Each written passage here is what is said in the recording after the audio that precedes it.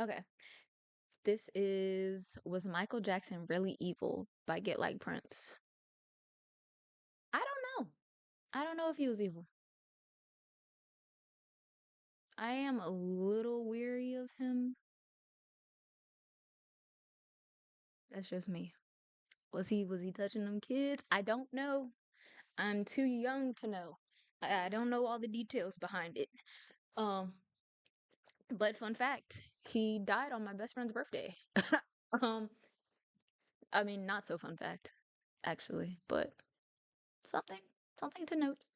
At every opportunity, the media has dissected and manipulated these allegations to reach their own conclusions. I ask all of you to wait and hear the truth before you label or condemn me. Don't treat me like a criminal, because I am innocent. I have been forced to submit to a dehumanizing and humiliating examination by the Santa Barbara County Sheriff Department and the Los Angeles Police Department earlier this week. So right now, Michael Jackson is really the Hmm. talk of the internet. His movie Also, I do know the FBI apparently investigated Michael Jackson for like X amount of years, like let's say like 10 years or something ridiculous, and they didn't find any evidence of him actually doing some creepy shit. So I'm inclined to believe he is innocent.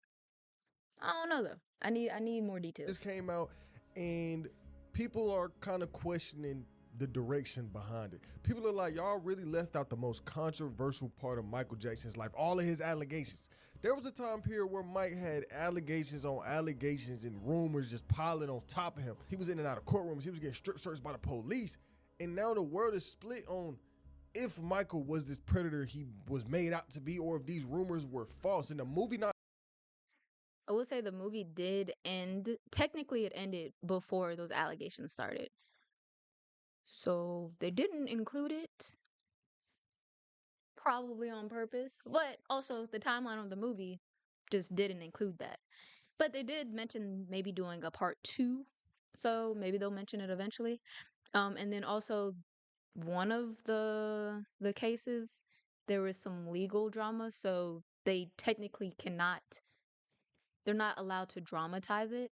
So if they wanted to include it, they couldn't because of like the basically the deal they made with the victim. touching on that at all, has brought a lot of backlash. They claiming if this is supposed to be about Michael Jackson, why are y'all just ignoring this entire part of his life that will forever affect his legacy? And they got backlash. Then the directors and the producers are coming out saying, now look, we know the first movie didn't touch on these points, but this second Michael Jackson movie will focus on the other half of his life. But what happened during this point of his life? Forbes will write this on the Michael situation. The original movie Michael is focused on his youth and growth into a solo artist, the main conflict being his father, Joe Jackson. But there will be no avoiding the latter half of his life, and that's already been spoken about by those involved with the project. There's a possibility of there being a part two that may deal with some other things that happened after. The movie itself says his story continues at the end, and there was this odd situation where the final third of the movie was meant to deal with his allegations, including scenes of him about to be arrested by police and the Neverland Ranch being searched. That was scrapped reportedly due to an accuser not being allowed to be named or appear in any of this or any film at all. But a second film about the 90s and the 2000s would figure a way out around that, no doubt, to tell the rest of this story. So this movie drops, and people are That is also weird though, because I understand maybe the victim said that they cannot be mentioned, but you can't just use an alias. Like the same way they do with like Law and Order. They give a disclaimer like these are not based on real events when we know it's based on a real event. Like I feel like you could have squeezed it in if you wanted to put it in there. I think the family just didn't want to highlight it.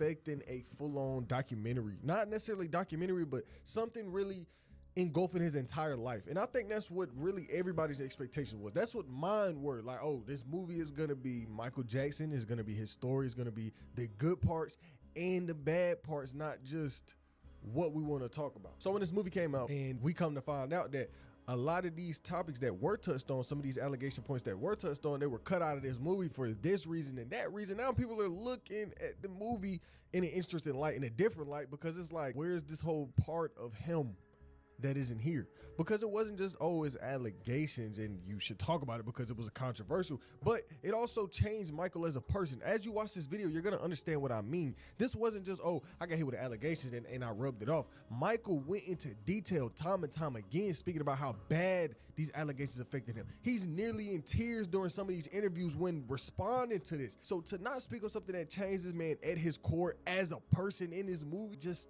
rubbed a lot of people the wrong way, which makes sense. There have been many disgusting statements made recently concerning allegations of improper conduct on my part.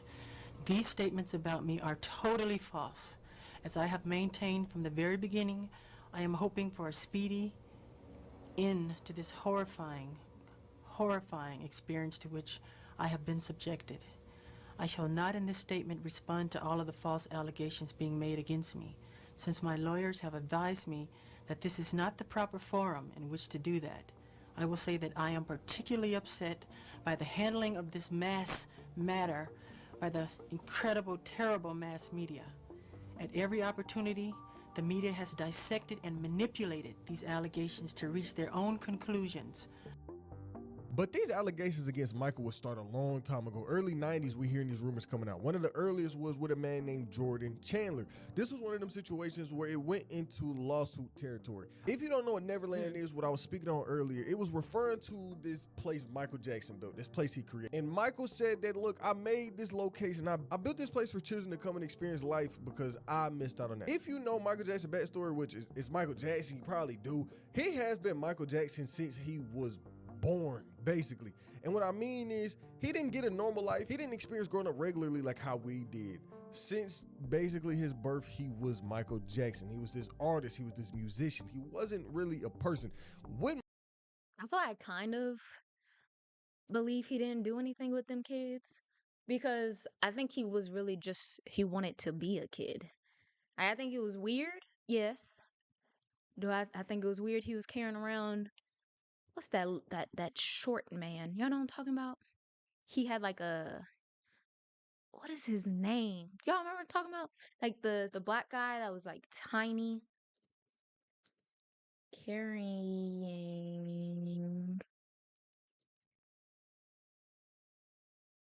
little person.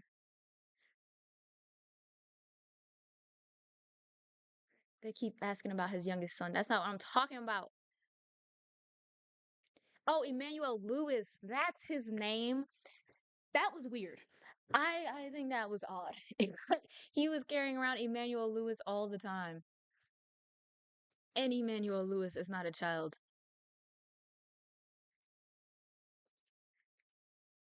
Emmanuel Lewis and Michael Jackson. Like, very weird. Very, very odd. Like, he was just always around this grown ass man holding him.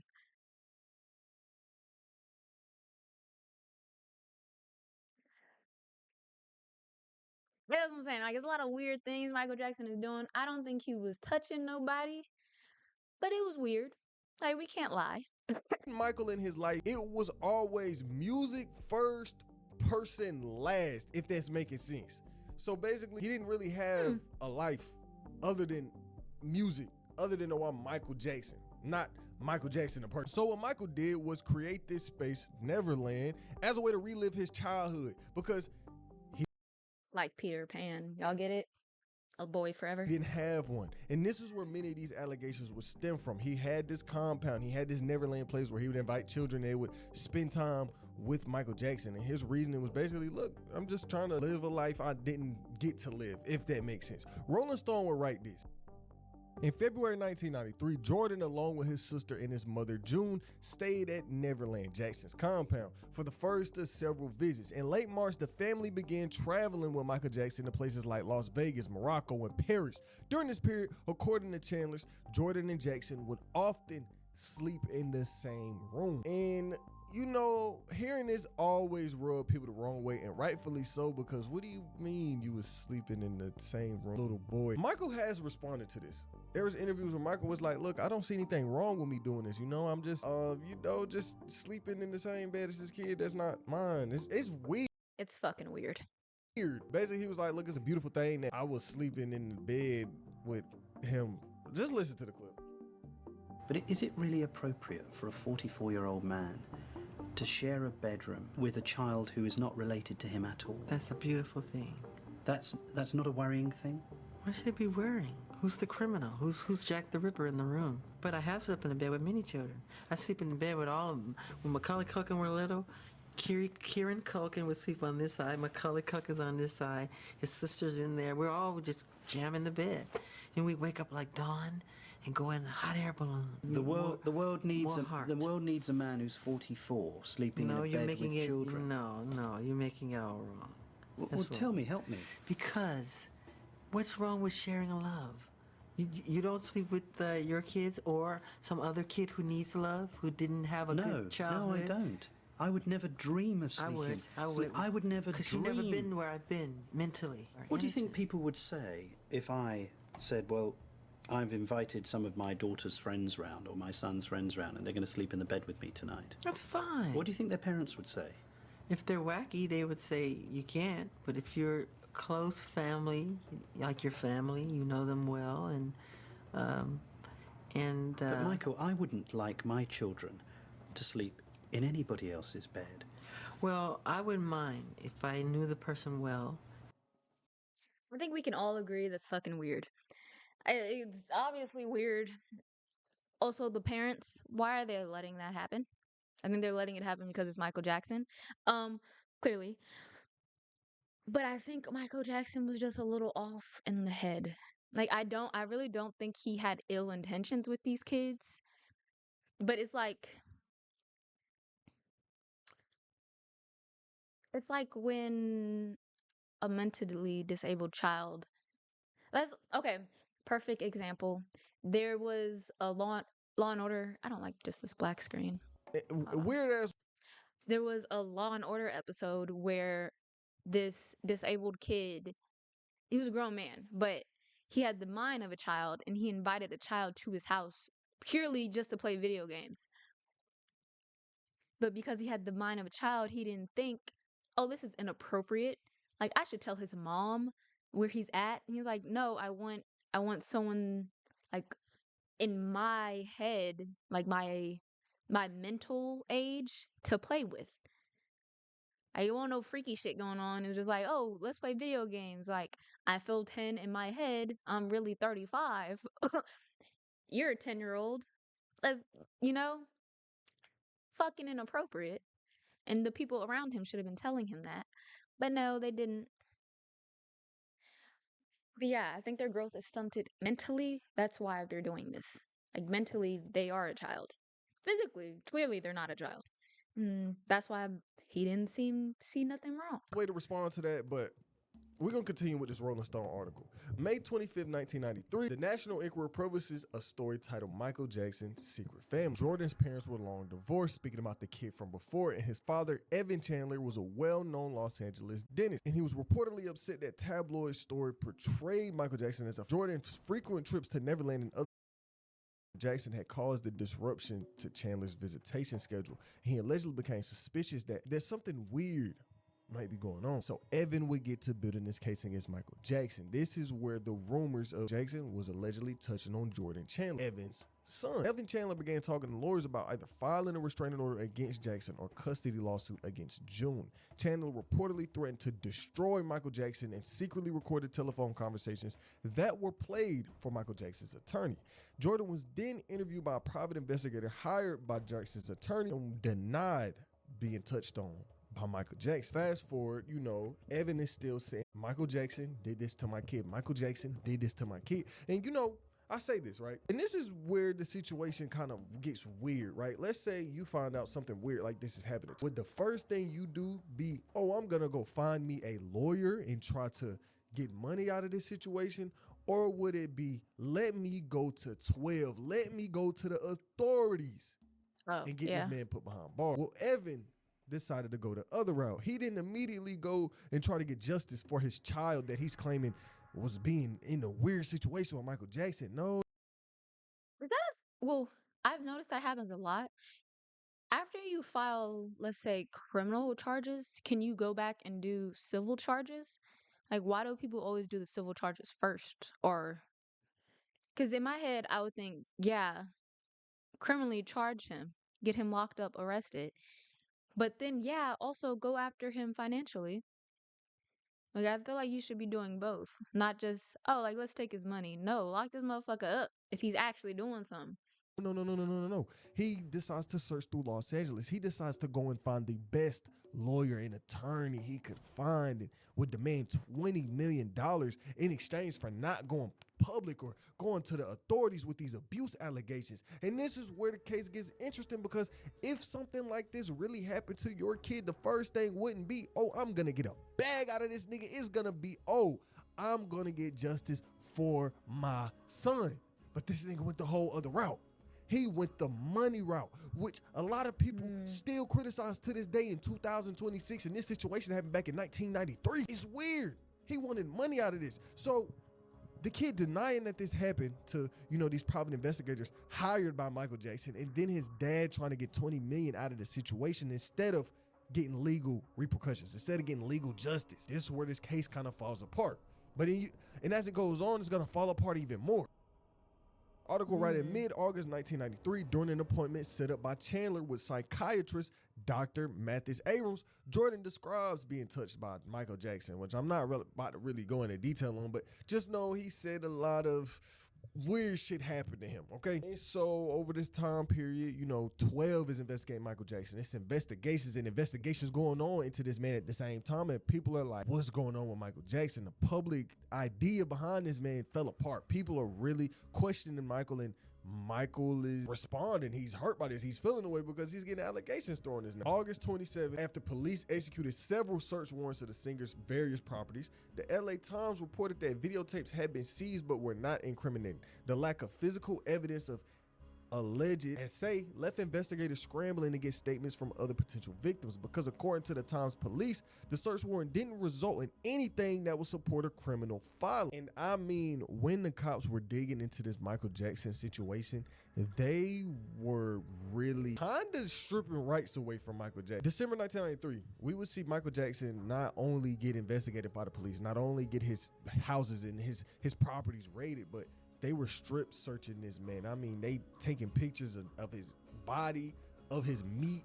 He's getting videotaped and photographed by authorities while he's butt-ass naked, to be compared to what the boy said, to how he described Michael. At the time, Michael would come out and he was like, bro, this is some of the most humiliating shit I've ever dealt with. Keep in mind, at the end of the day, at the end of all of this. Okay, that sounds fucked up. Like, yeah, probably humiliating. But let's say the kid said, oh, he has a birthmark on his dick. They're like, oh, well, take your pants off. Let's see. And then it's actually there. It's like, well, how would the kid know that?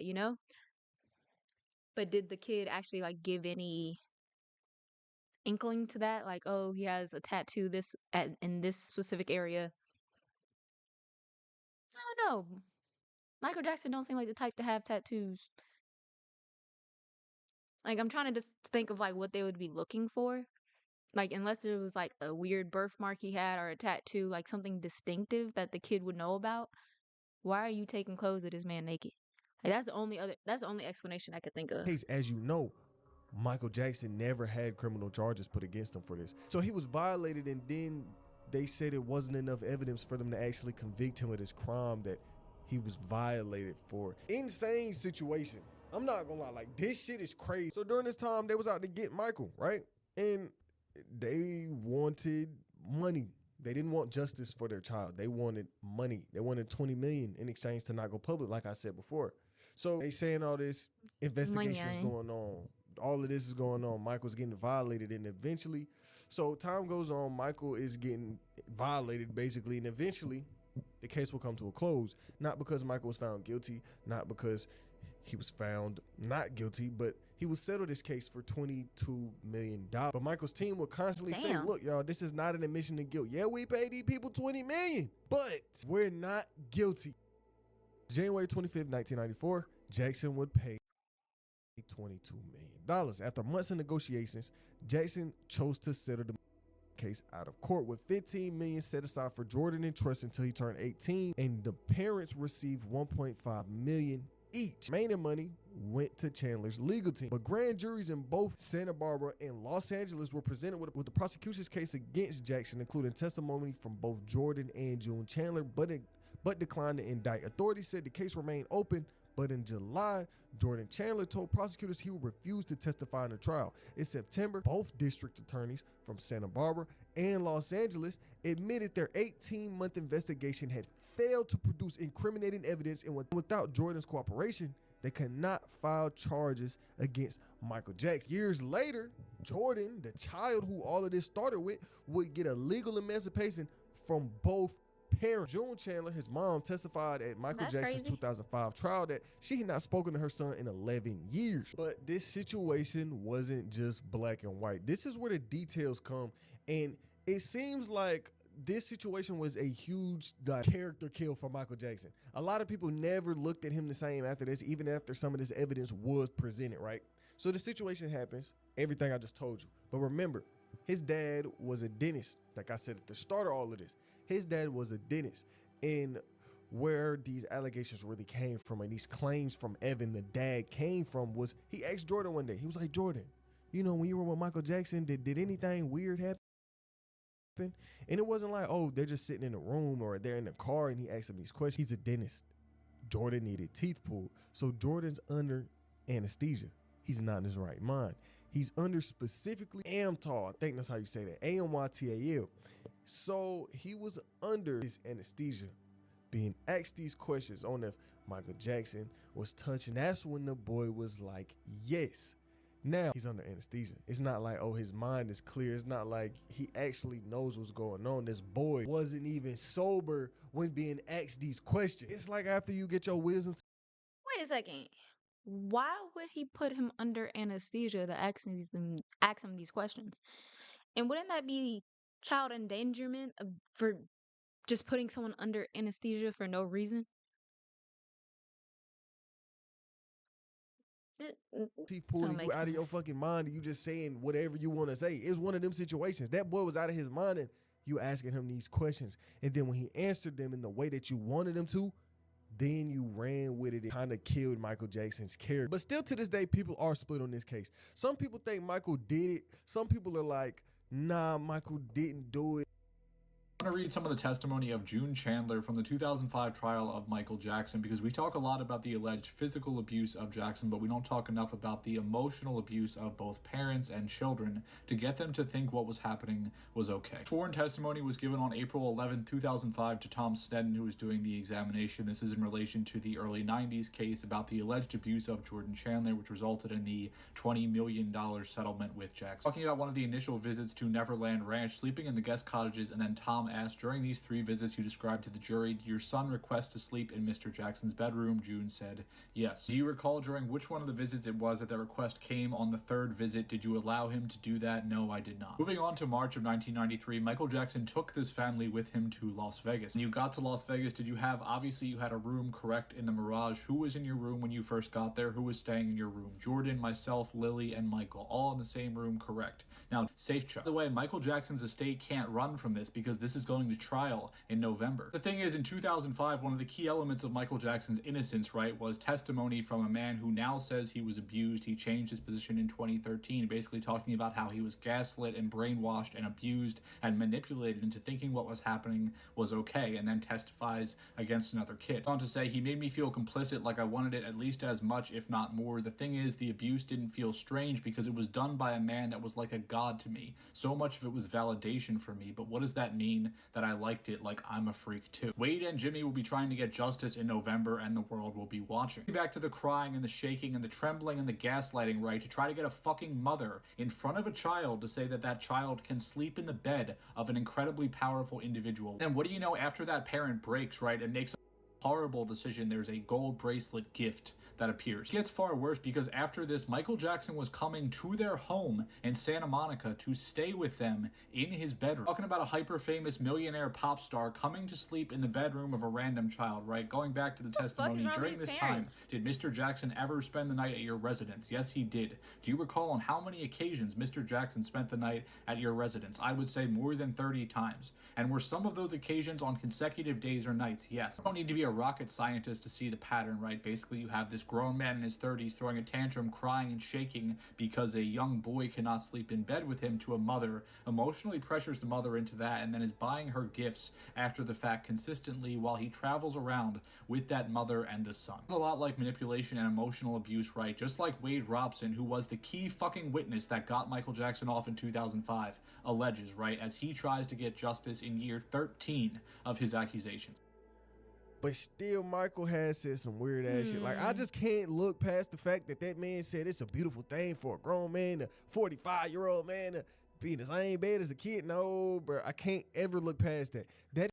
Yeah, that shit sound weird as hell. And I know he knows it sounded weird.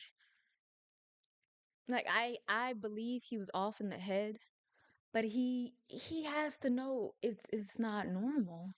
Like, no one ever told him, like, hey, you shouldn't do this. Like, no one in his family was like, hey, actually, don't do that.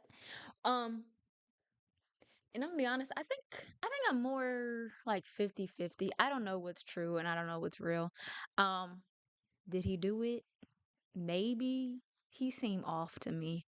And then there's also videos of, I mean, we know his dad abused him, like, physically, like beating him, but there's a video of LaToya Jackson saying that he was like molesting them. So hurt people hurt people. I don't know. I don't know. But I definitely think Michael Jackson was a little off in the head. I think he thought he was a child. He thought he was Peter Pan. He thought he was not gonna grow up. He thought Neverland, you know? Little off. But I'm also like 50%, I don't know if he did it for real, because you would think, like, someone that huge, and especially being black, that if the cops had some on you, they would nail you to the ground. Like, they would go and get you. But he got investigated for this long and the cops didn't have any evidence. It's like, well, was he doing anything? Like, you would think they would find something. It's too weird for me to not question. So did Michael Jackson do this or did he not do this? We don't really 100% know, but I just feel like Michael Jackson was a strange man, because He was. that's just weird to say. I But agree. time and time again, Michael would come out and he would deny these charges and he would explain how they affected him. He would defend himself. Oh, y'all remember that Atlanta episode when there was, well, at least I think it was about Michael Jackson, but they were trapped in a house with some guy that had, like, his skin was bleached and he was acting really strange. It gave Michael Jackson. If y'all know what I'm talking about, look it up. Atlanta episode. Atlanta, the show. It wasn't the last season. It was probably maybe the second season. But just look up Atlanta, strange white man trapped in the house. Like, I'm sure it'll pop up. To the day he died. Weird overnight, strange, wacko. They said I'm a girl, homosexual. You should not say he's an animal. You should not say he's Jacko. I'm not a Jacko. I'm Jackson. Yeah, wacko Jacko. Where'd that come from? Some English tabloid. I have a heart and I have feelings. I feel that when you do that to me. It's not nice. Now, about those headlines, does it affect you? Does it hurt you? When you see those crazy stories? Sometimes, but it's part of the work, you know. It hurts me. If it hurts me, I know it hurts Michael. Remember something, just because it's in print doesn't mean it's the gospel. People write negative things because they feel that's what sells. Good news to them doesn't sell. And Jesus said to love the children and be like children. Be youthful and be innocent and be pure and honorable. And he always surrounded himself with children. And that's how I was raised, to believe and to be like that and to imitate that. But if I am guilty of anything It is of giving all that I have to give to help children all over the world. It is of loving children of all ages and races. It is of gaining sheer joy from seeing children with their innocent and smiling faces. It is of enjoying through them the childhood that I missed myself. But allegations weren't the only thing that Michael Jackson was facing. Some things came out that was kind of just hard evidence, because you know how this Like year what? been. You know what this year been filled with. A lot of that Jeffrey Epstein talk. And with all of these files and images getting released, do you know who was in pictures with Epstein? Do you know who was posted up with Epstein? Michael Jackson. There's pictures of these two online together. We don't know where they are. We don't know when they are in these pictures. We just know they had a relationship. What Was he in the Epstein files though? That's what I want to know. Because just because you're in a picture with somebody don't mean you actually cool with them. Like one of them could have been like Epstein could have been a fan of Michael and like, hey, can I get a pic? And he was like, okay. Like and just stood there. I don't know. I don't think you can just definitively say like, oh, he was tied up in this because he has a picture with him. Michael Jackson was the biggest star ever. Anyone that sees him is gonna want a picture with him. Like, I don't know. That's not real proof to me. Now, if he was in the files and they got him listed down doing some sick shit, yeah, yeah, yeah. Okay, but just a picture, no, that's not enough. was the true nature of this relationship? We don't know, because it's not like some of these other people in the Epstein files where them and Epstein are having this open relationship, where them and Epstein are having a real relationship and they're talking about this and talking about that. But with him and Michael, we didn't have that. We just knew they had a relationship, but to what extent? And this is also having people looking at Michael crazy, because nigga, you was posted up with Epstein, cuz Variety were right there.